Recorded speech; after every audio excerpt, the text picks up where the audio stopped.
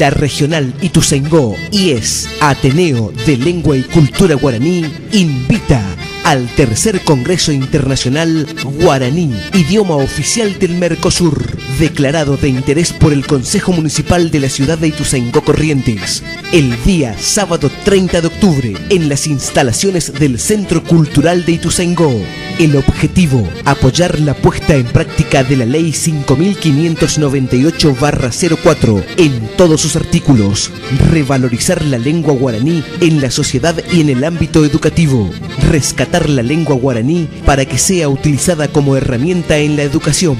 apoyar la creación de una grafía única de la lengua en el Mercosur, apoyar la creación de una academia reguladora de la lengua para las futuras políticas lingüísticas en pro de la lengua guaraní para que se convierta en lengua de trabajo y se cumpla con su oficialidad en todo el Mercosur. Sábado 30 de octubre, tercer Congreso Internacional Guaraní, idioma oficial del Mercosur. Para más información, comunicarse con el profesor Jorge Román Gómez, el Kunumí, vía mail kunumi@arnet.com.ar, por teléfono al 03786 425 299. Acreditaciones desde las 8 de la mañana.